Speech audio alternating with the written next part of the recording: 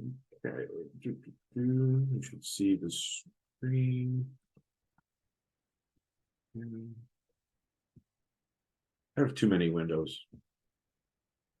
I need too many. Okay. Well, good morning / afternoon, everyone. My name is Sam Falvo, as indicated, and I'm here today to give you an update on a project of mine, which has been in the works in one way or another since 2004. Let's see here. So back in 2004, I was a regular member of the 6502 forums. It was almost a rite of passage for people there to build their own computers, and of course, I was no exception to that. The schematic that you see here was built on a pair of Radio Shack breadboards. And you'll see that I'm using a Western Design Center 65816 processor, clocked at 4 megahertz, and is talking to a 32 kilobyte RAM chip, which is, if you study the schematic carefully, mapped to where the ROM normally goes. And a single 65C22 versatile interface adapter, or VIA chip, mapped where RAM normally sits. So it's a bit of an oddball. Although the schematic shows a 74LS00 for address decoding, I believe that I actually used an HCT00 instead, since everything else in the circuit is already CMOS. I used a separate circuit called an IPL circuit to upload software into the RAM for execution using my PC, and it used a very crude form of DMA. So the circuit actually worked perfectly. Still, it's ultimately not what I really wanted. Its only connection to the outside world was this VIA chip. With what I know today, I could have made this work for me, but back then I really lacked an understanding in the tooling to make use of what I had built. Plus, I wanted something that was a little bit closer to the Jupiter Ace, something with a little bit more finesse to it.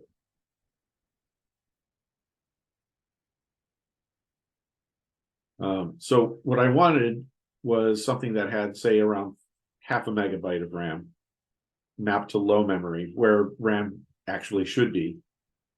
And this is a kind of a nice figure because you can actually get these capacities at a reasonable cost in a single chip.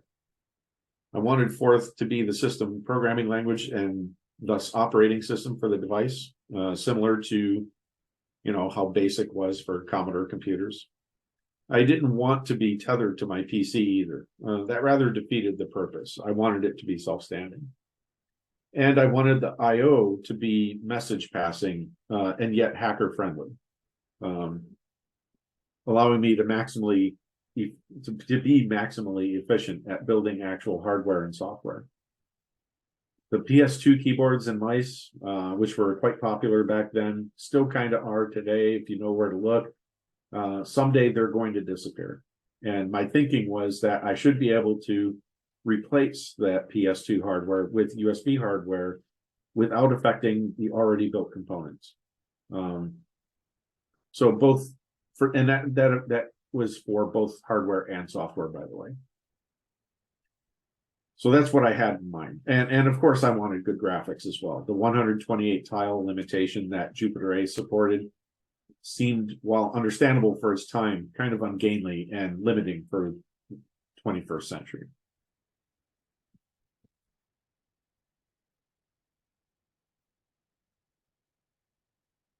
So over the years that have elapsed since then, various bits and bobs of the Kestrel 2, the Kestrel 2DX, and the Kestrel 3 projects all evolved to focus on one or more of my core desires for the ForthBox.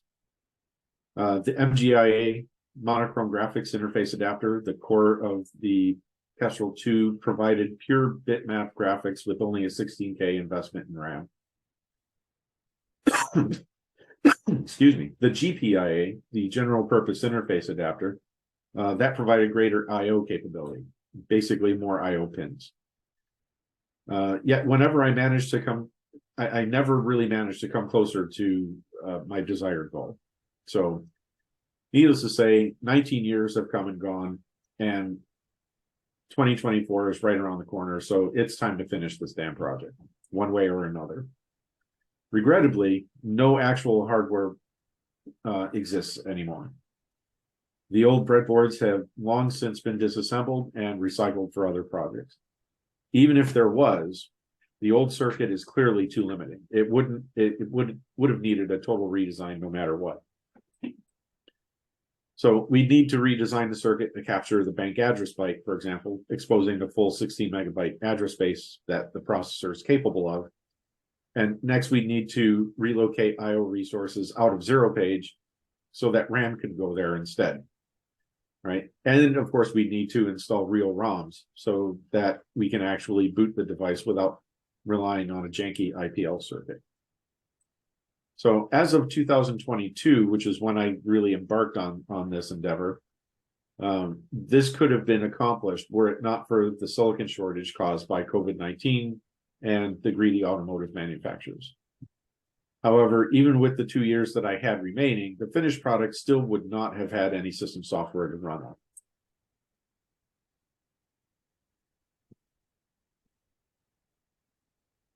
So instead, I've been focusing my effort on building a software emulator, which currently runs under Linux.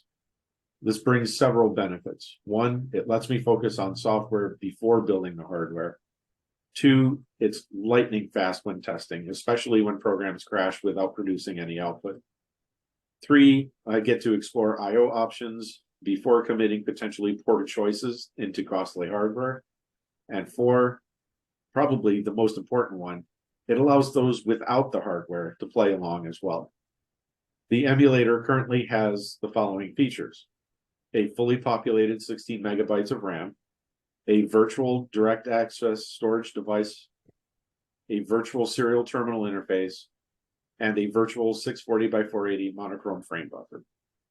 Now, as the project evolves, these features may change a bit, but for now, that's what's available. The emulator runs under Linux, as I said, but it ought not be too hard to port the emulator to other platforms. I just lack the facility to do so. So now is a good time to demo the actual emulator. So I'm going to do that now.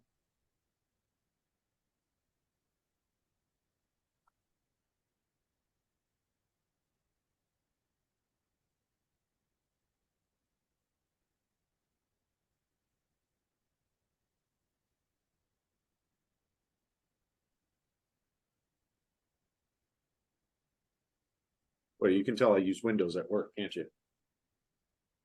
Let's see here.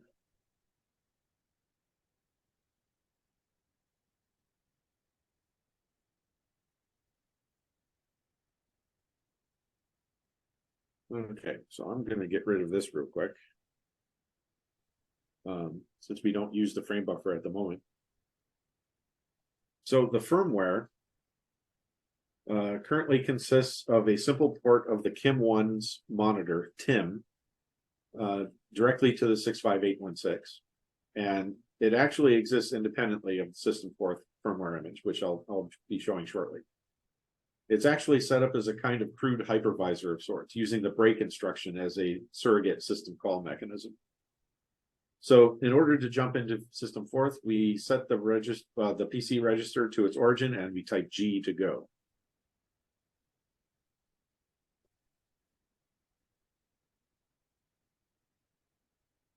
And as you can see, the overall experience is pretty standard for a Forth environment.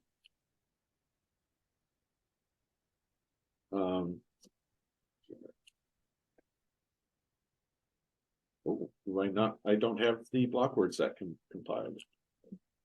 Or do I? Oh, I do. I just didn't have list implemented. So as you can see, it's kind of incomplete. Right? But it does have the usual Forth functionality that you come to expect, at least insofar as calculating things.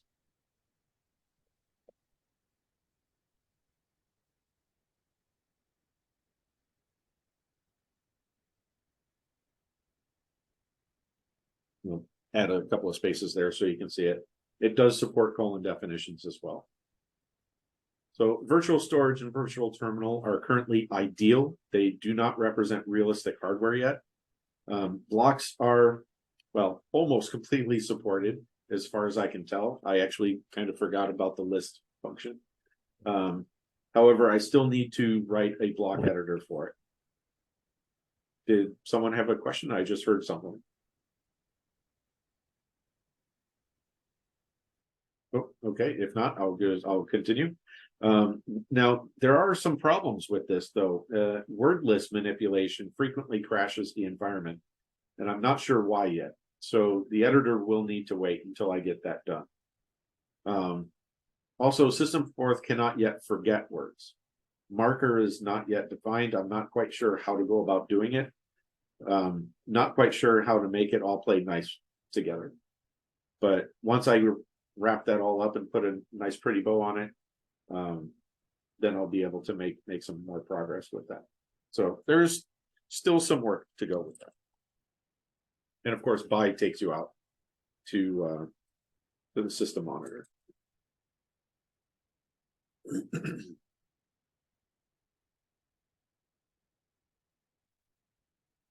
So will this be done in 1.5 years? Because that's about how long we have right now. The answer is no, it's not going to happen. Since I became active with Forth and SVFig, priorities have shifted rather significantly. This is my version of Maslow's hierarchy of needs, only in my case, it's an allocation of spoons. As you can see, family concerns have become an increasing demand on my spoons. Recently, each of my in-laws have had their own impactful medical issues, and we've only recently had an aunt pass away. So that in turn has made me a homeowner, and I'm having to deal with financial and the investment responsibilities for that property, as well as the one I'm in right now. We do have pets that are getting up in age, and they are showing signs of age-related illnesses, so that's another pressure. And of course, my employer is currently in something of a crunch mode at the moment, which further requires my undivided attention during the day. So after everything is said and done, I usually don't have all that many spoons left to work on a personal project of any kind, except for the occasional project like, I'm going to spend a day or two hacking on a silly GUI just because type thing. I never get very far with such projects though, and they always somehow seem cathartic regardless. But any time spent on this project, therefore, must be maximally efficient. I'm going to use that word, that pair of words frequently. So that actually brings me to the actual intended topic of the talk.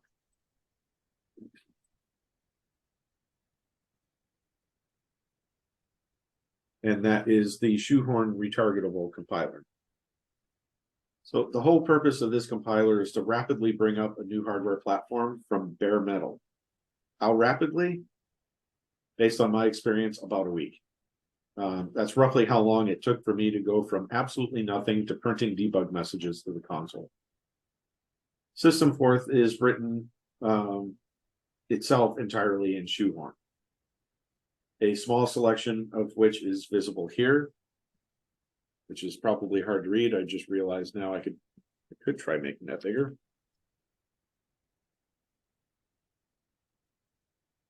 There we go. That should be a little bit easier for you to read. You'll notice that there's a little bit of a bizarre syntax to the colon definitions, though. And that's because I frequently need not one, but two names for a definition. The first name conforms to the syntax used by a regular assembler, and the second name can be any valid Forth name. So this is because, unlike other metacompilers, Shoehorn does not compile directly from from text into a raw binary image. Rather, it outputs an actual textual assembly language listing, which can be processed by other tools later on.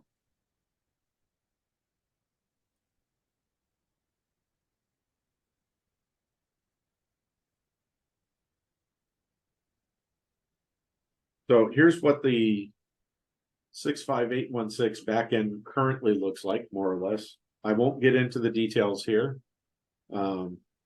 But all the constructs in Forth ultimately decompose into one or more calls into approximately 20 or so primitives. which we see on the far right. So that would be this column right here. And you'll notice that they all have this emit colon prefix to them. This is basically what the compiler calls. Everything else is implementation detail. So just behind and above to the primitive entry points, we see a bunch of utilities to generate the 65816 assembly language output.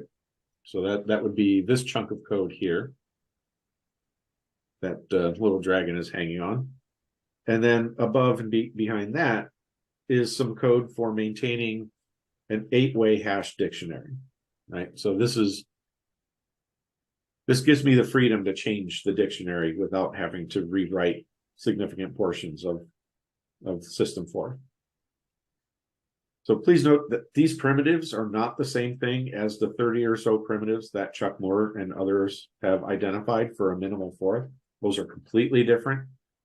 Although there is some vague correspondence on some things, these primitives are for compilation of runtime semantics of fourth, not the interpretation of core primitives.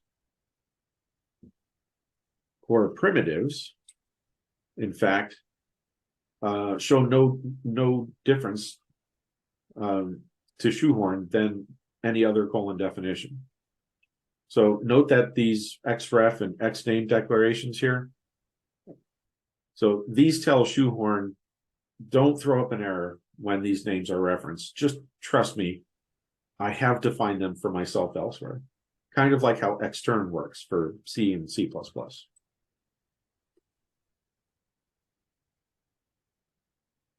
And here we see where I have defined the runtime behavior of some of the fourth primitives. So these are the primitives that you would think of when you say, oh, the 30 primitives of fourth. So as people may know by now, I'm a fan of the RISC-V architecture, especially the 64-bit spec. So this begs the question, if we have all these different pieces and the backend really only requires 20 or so primitives that need to be defined, how easy would it be for me to port this system forth to RISC-V architecture? Well, first you would need to be aware of all the code in your program, that is to say system forth itself, that is sensitive to things like endianness and stack width and things like that, and replace them with something that's a little bit more portable. And yes, that includes when saving things into block storage.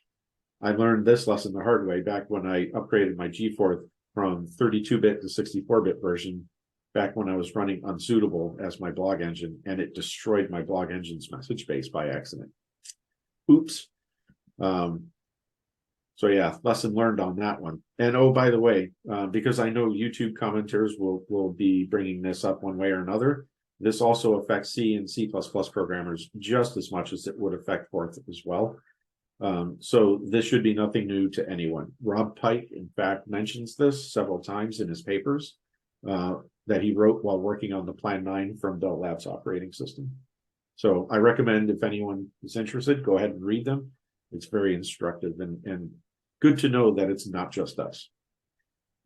Okay, but once that's done, you should, in theory, just have to write a new Shoehorn backend, and you should be good to go. Give me 1 second here.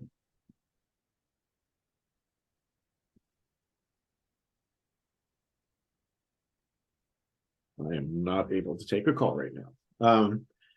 So here's a 64-bit RISC-V backend for an older version of Shoehorn that I wrote some years ago. It used to be a complete backend back in the days of Shoehorn 1.0, but it's not complete anymore. And so if we were to try to use this with a modern Shoehorn, it would break. I haven't had a chance to retrofit it to the new version of Shoehorn, but it shouldn't be too hard. It's only about 20 or so entry points, and of that we have 10 here. But as you can clearly see how little code investment it takes to retarget Shoehorn to a radically new processor architecture, assuming you have an assembler for it. So this listing shows, like I said, about 10 entry points. 65816 backend you saw earlier had about 22 thereabouts. The entry points are documented on the readme.md file for the compiler.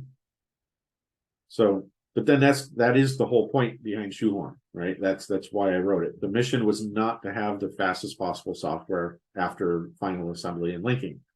The mission was to be maximally efficient given my extremely limited time resources, to produce the largest amount of progress in a project that I can with days of effort. And this philosophy applies equally to both System Forth and to Shoehorn, because as I'm developing Shoehorn, it's not uncommon that I have to go back and retrofit. As I'm developing System Forth, it's not uncommon for me to have to maintain Shoehorn in response to discovering a new need during project development, right? So recapping, it's not just relatively easy to write a new target. It is easy to write a new target. It takes a single developer hours to days to write a new backend from scratch, not a whole team effort of months to years like it is for other compiler backends.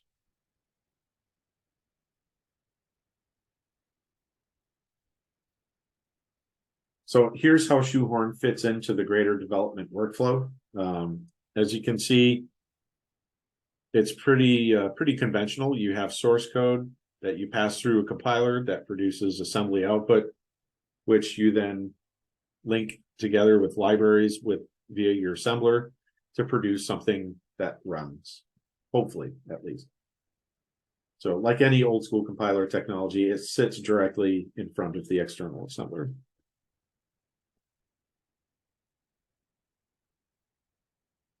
And this is what an invocation of Shoehorn looks like in practice. This is the script that I use to rebuild System Forth entirely from scratch. Most of this is boilerplate for the benefit of the emulator, setting up virtual storage images, boot sectors, and all that stuff. So observe how the output of Shoehorn is kind of indirectly referenced via basically the sysf.lib0.s file, right? So there's my mouse pointer. So we have the Shoehorn sysf.f, and we direct the output to this file. In order for this to get assembled, I include that file in this source listing here. And then what that produces the final binary, and everything is off to go. This isn't the only way you could do this. Of course, if you have more sophisticated tooling available, you could build static libraries, shared libraries, whatever is relevant for your needs. But for me, this works quite well.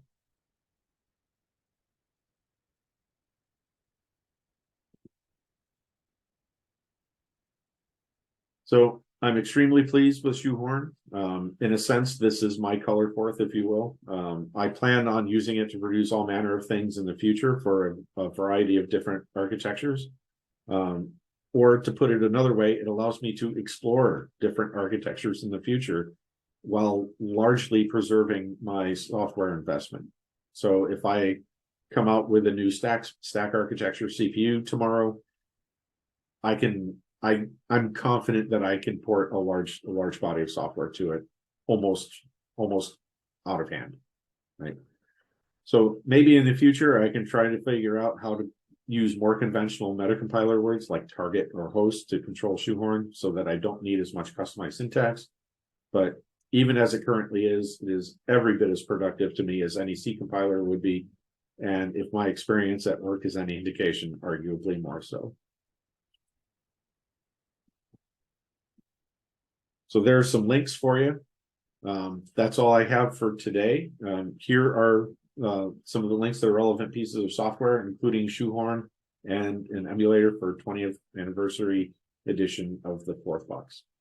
If anyone has any questions, I will accept them now.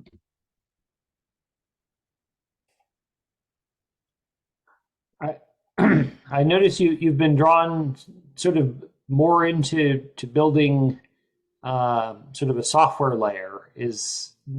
Are you finding, I guess, that a pivot away from hardware is sort of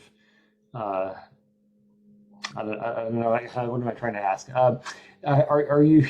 It sounds like that's sort of the practical way to fit time into your life. Is that a good way to put it? I'm making the jump to, well, I'm pivoting to software because it is easier and has a wider audience. But this is not to be construed as me turning my back on hardware development in the future. Basically, this is an attempt to me to basically build a system, the system software for a base level hardware device that in the future, when I evolve it in terms of hardware, I can just, with minimal effort, update, the back end for Shoehorn and be able to say, oh, look, I've got system forth for RISC-V now. Or, oh, look, I've got system forth for the EP32 or whatever, MISC architecture happens to come down the pipe. So for now, I look at it as an investment that will have long-term payoff. I hope that makes sense. Yeah, yeah. Yeah. Basically, this will enable me to put more time into developing hardware in the future and be able to bring up the system environment more consistently. Because I kind of liken it to, again, if I can go back to the Commodore computers, like it's how can I put this? Like it's easy to look at something like a Commodore 128 and say, oh yeah, I could make a computer that can compete with that. But what you don't realize is the Commodore 128 had the Commodore Plus4 as its predecessor. The Plus4 had the Commodore 64 as its predecessor. 64 had the VIC-20 as its predecessor. The VIC-20 had the Commodore PET as its predecessor. And the Commodore PET had the KIM-1 as its predecessor, right? So there's this lineage, this evolutionary chain that is buried in the design of all of these computers.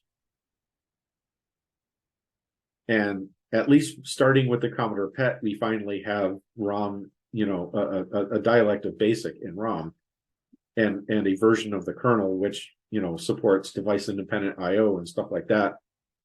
And it does get refined over the years, but when Commodore makes a new computer, they basically just take, oh, this is the Commodore PET kernel, let's just retrofit it for this. Or let's take this dialect of BASIC and let's retrofit it for that. That allows them to spend more time developing the hardware later on without making a huge investment in software every single time. And I think that's one of the reasons why the Kestrel 2 and the Kestrel 3 never really took off. Is because, it's trivially easy for me to whip up a Verilog circuit that does, video displays or sprites or whatever. That's the easy part. It's the software that kills me every single time. Mm-hmm. So by investing in this now, I'm hoping, knock on wood, I'm hoping that I can ameliorate that for future experimentation going forward. That makes sense.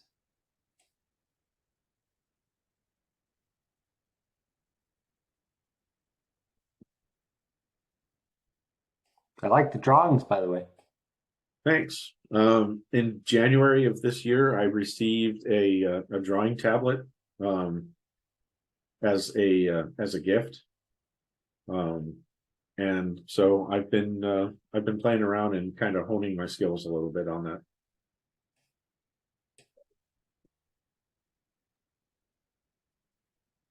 So, Sam, in case of emergency, and if you are unable to present this on Fourth Day, I'd like your permission to have it in my pocket as something I can run as a Fourth Day talk, because I feel that it's up to our standards in that regard, and it's useful content. When I see something like this, I say, "Gee, there's hope for us yet." It isn't just a bunch of folks prattling about old computers and old software. So Yeah. thank you so much. Yep, and you have my permission for that. Thank you. But I hope you'll be there to harangue us in person. Uh, so going forward, all the nice stuff I said about Bill Ragsdale last month, I'd like to repeat it, but that would be repetitious. So Joseph O'Connor missed the earlier invocation of Fourth Day, and I would like at this time to take a couple of minutes side trip to say, Joe, are you going to present on Fourth Day? And he's done what I usually do, and that is fold socks and take a nap. No, I'm here. I know you are.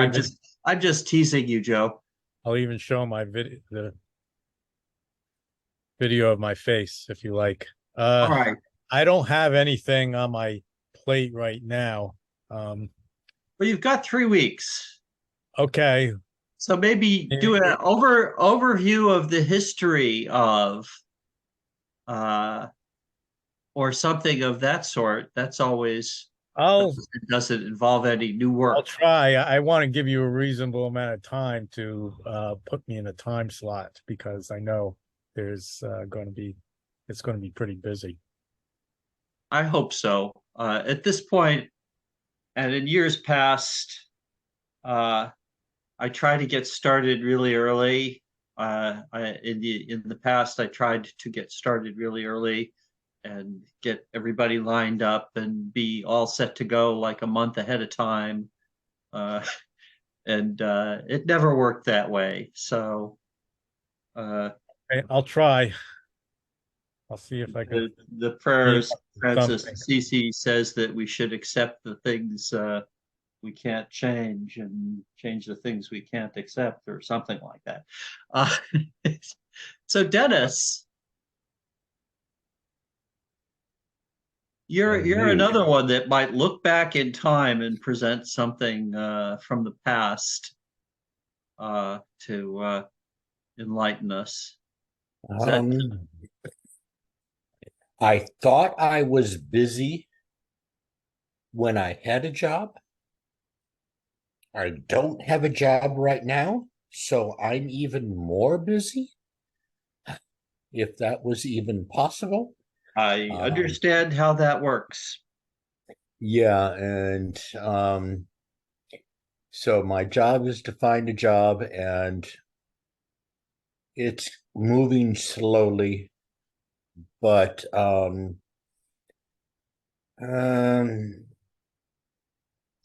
yeah, I'd like to talk about.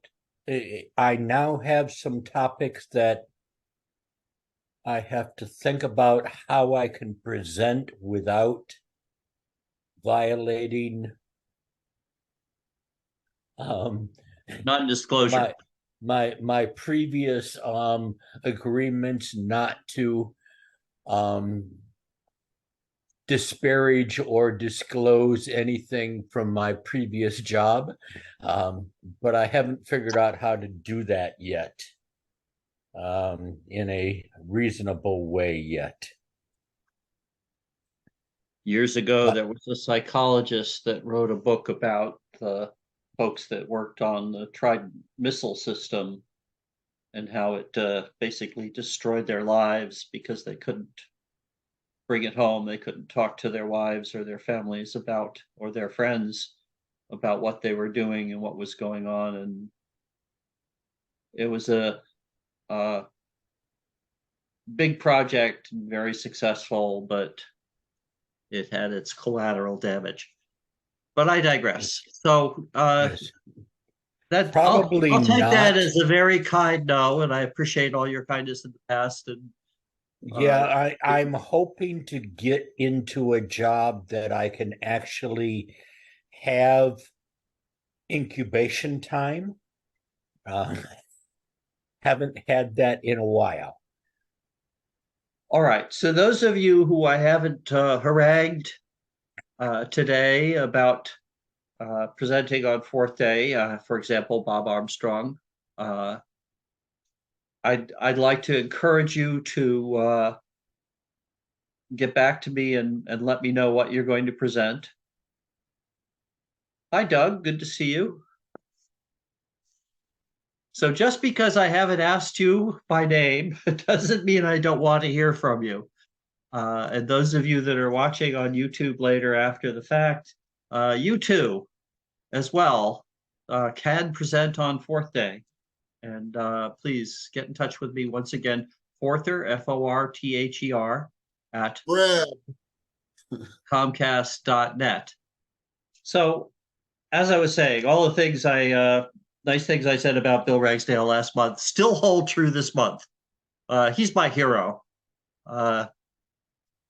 If I were ever going to grow up, I'd want to be like him when I did that, but it's too late now. So, without further ado, Bill Ragsdale. Oh, Doug is raising his head. Did you want to say something?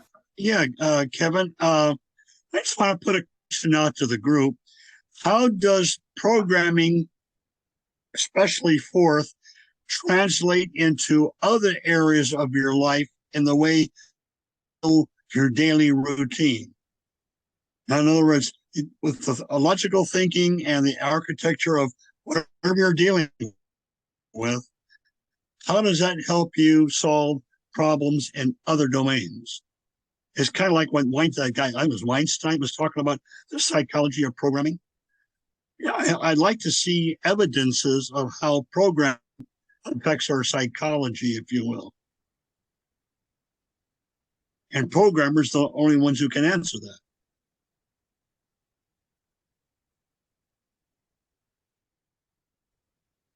All right.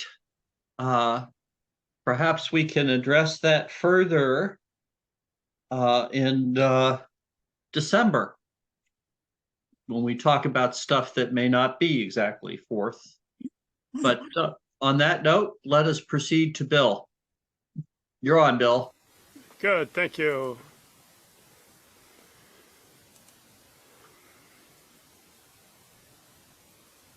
Going for share screen.